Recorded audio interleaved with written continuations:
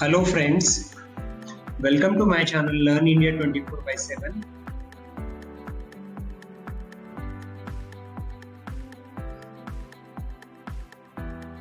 In this video, let's discuss on few Six Sigma case studies. So let's begin.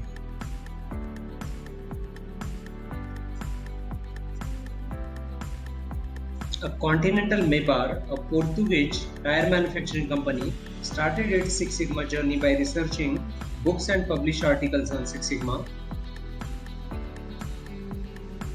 Company decided to focus on rubber extrusion process.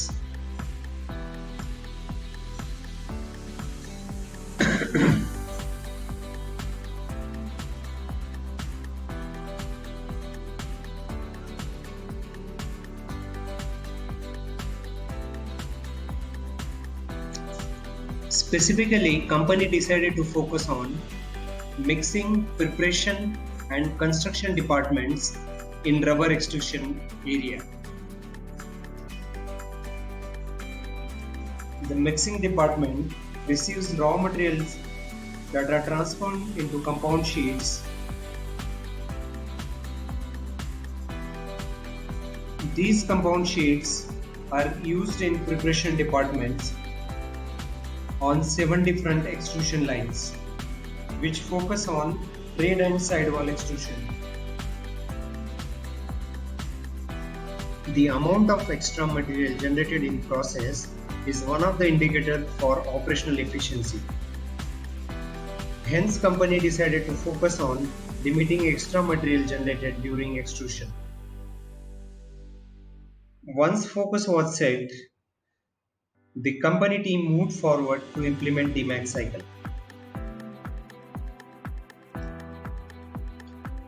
To accurately define the problem in the process, company kick-started the project with Project Charter. Project Charter shows problem statement, business case and benefit, goal statement, and scope of a project.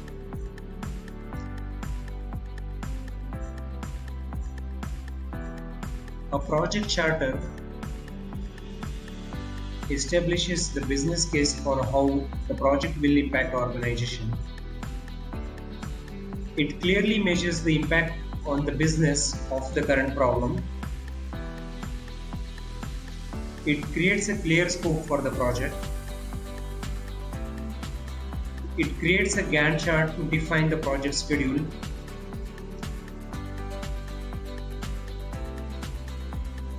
The Six Sigma team used a SIPOC chart to plot the extrusion process in detail. SIPOC is a way to see entire process in one chart and see the relations between input suppliers and output for customers. Then team moved into measure phase. In the measure phase, to understand the current state of the extrusion process, data collection plan was created. Data collection plan included the measurement for amount of rejected material during extrusion process. The data was collected for 30 weeks with 10 3-hour trials each week. Then finally, percentage of unused material generated in the trade and sidewall extrusion process was calculated.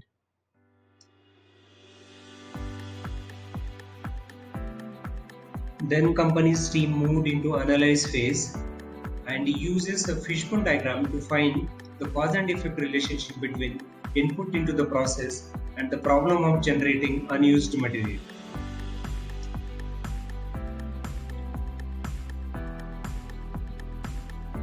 Further, team created a Pareto chart to prioritize which potential causes are having the most problematic impact. One machine in extrusion line was not performing as good as other machines, leading to increase in extra unused materials. The method for feeding the machine was creating problems like stoppages and jamming. Next, in the improve phase, Team made the list of all problem and root causes and actions to be taken to improve all these issues.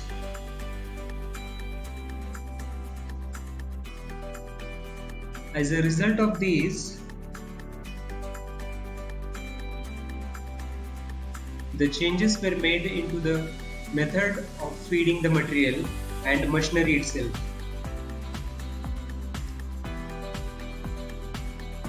So next, in the control phase, with improvement in the place, team collected the data on changes in the process. The company reduced the work of material or unused material by 5 tons per day. The net impact to the company's bottom line was $200,000 per year.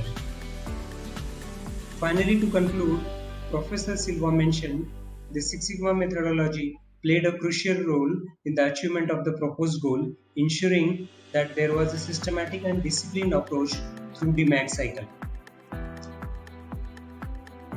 Friends, let's discuss about second Six Sigma case study.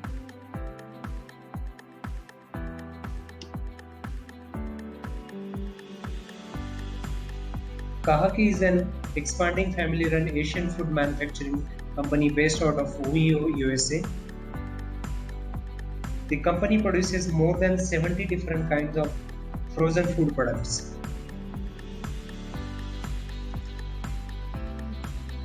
As a common case with any expanding company, few operational processes of Kahaki were slower compared to other processes, causing accumulation of high WIP inventory. As per Kahaki's inventories management software, around 80% of SKUs were part of high WIP inventory. As a result of which, the project improvement team selected daily WIP value variation as a metric for the project. Next, team decided the project objective as reduce WIP to control buffer by implementing pool system. Project scope was extended till production scheduling in upstream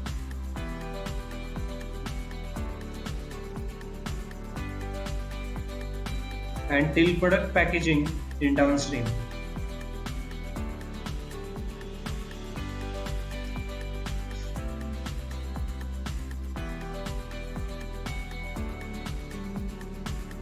Core team was consist of President of Business, GM of Operations, Plant Process Improvement Engineer or Industrial Engineer with Black Belt certification, and process owners from both the shift. CFO and subject matter experts were called upon frequently and participated in tollgate reviews. The primary objective or big why for the project was daily WIP level. The primary metric for the project was the daily extended monetary value of WIP as recorded by inventory management software. Whereas the average daily extended value of WIP for the plant was $51,565. The voice of business was loud and clear. Transform the plant towards zero WIP with this project. The voice of customer was captured by sales and marketing team and was slightly different from this project, but was considered in this phase. A Pareto chart of WIPs sorted by product was created, and problem statement was defined as unregulated WIP levels created need for additional labor, excess transportation and decreased line capacity. Then goal statement was defined as drive WIP levels to zero. Time series plot of WIP values for August 2019 to December 2010 data was plotted, which then team ventured into measure phase. The close observation of each production line allowed the team to better understand what was happening on the floor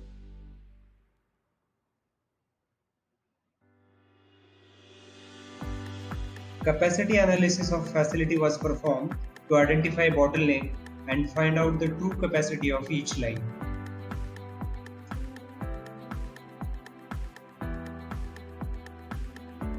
Team created master data collection plan to meet all data requirement throughout DMAX cycle. Next, team continued with the metric daily average monetary value of WIP. In the next step, team created detailed value stream maps for each product line to understand specific product line issues. A value stream or product family level analysis was done to examine the various attributes of the system for possible reasons of WIP accumulation. The below were system attributes causing WIP. Line priming, this activity was part of SOP. This activity needed WIP at the beginning of each shift so that packaging can start immediately even before food processing has started. Finally, the team found that line priming represented about $10,000 of WIP per day. So in the next stage, SKU stratification was done. Process was divided into individual SKUs to understand which product line was contributing more towards WIP levels.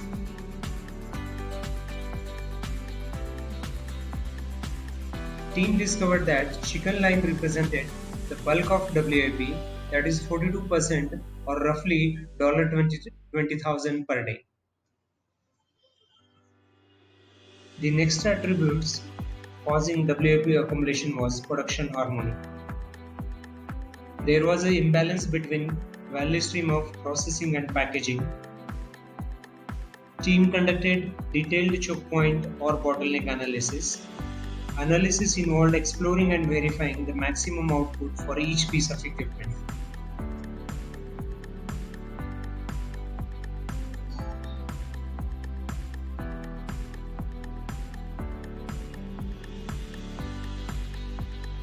After analyzing the current state of process capability and cause and effect diagram, team found out that $40,000 or 80% of defect was due to production harmonization.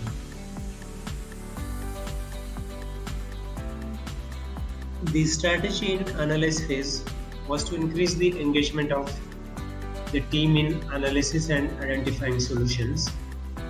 Team decided to go ahead with a 4-step approach.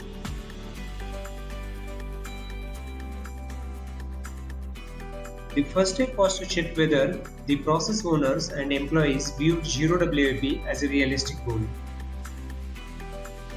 All stakeholders indeed felt that this was doable. Second step was to share the learnings in measure phase about current state of process capability to the team.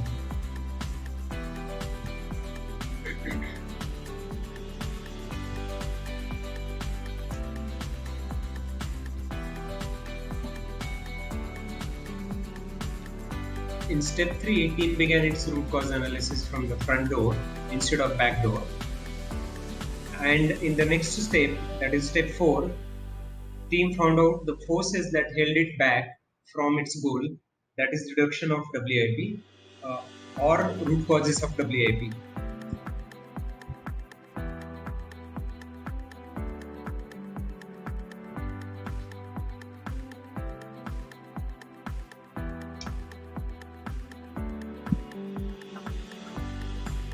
During analysis of step 3 and 4, the below issues were identified: overproduction, lack of attention to WIP, continuation of processing while packaging was down, outdated process yield calculations or standards, lack of 5-day schedule lock, over-ordering, and lack of understanding of production harmony.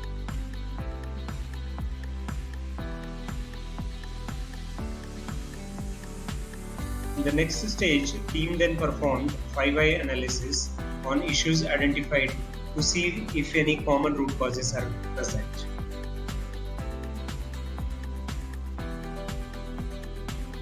team found out three root causes as below: lack of production harmony between processing and packaging units, equipment downtime, and line priming issues.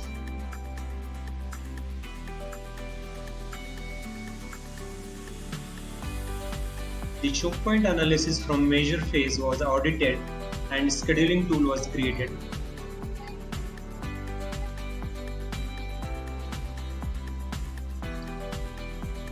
The different SKUs and their production rates help the team to understand which combination of SKUs can be scheduled in parallel so that WP is not created.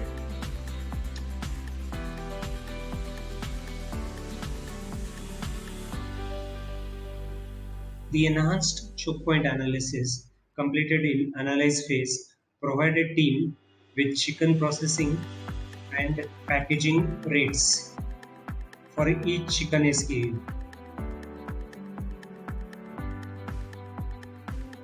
It became clear to the team that X pound per minute of chicken can be processed. Therefore, only X pounds per minute or less has to be scheduled for packaging in order to operate with free WIP, free of WIP. The above findings led to the development of balancing tool to assist in production labeling, and this analysis was repeated for other production lines. In the next step,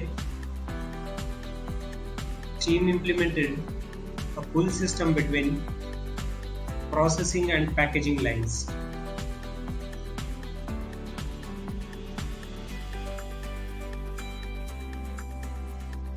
In the event of packaging line going down, upstream processing line are temporarily stopped until the issue is resolved in downstream packaging line.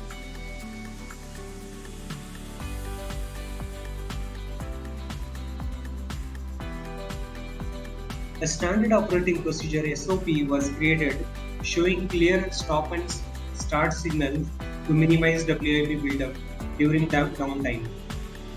The SOP was audited during a 2-week pilot test, and a final version of document was updated for the use on floor.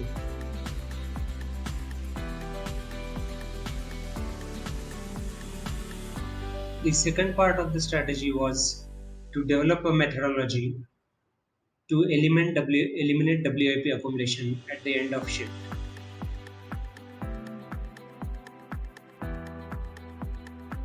Line supervisors found out the exact time required to shut down processing line earlier to packaging to complete existing WIP before the shift end.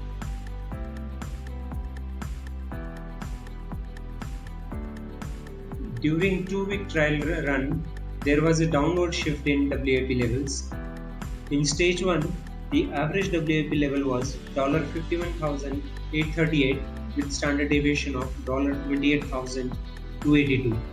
During the trial period, stage 3, the average WIP level was $38,689 with the standard deviation being $12,354.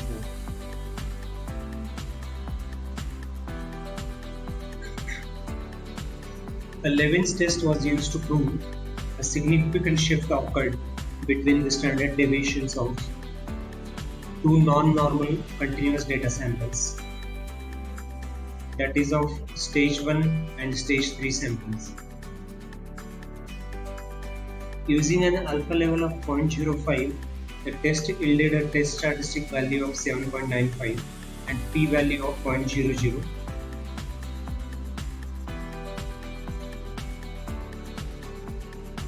Since p-value was 0.00 less than 0.05, the null hypothesis was rejected and team concluded that the standard deviation of stage 3 sample was significantly lower than that of stage 1.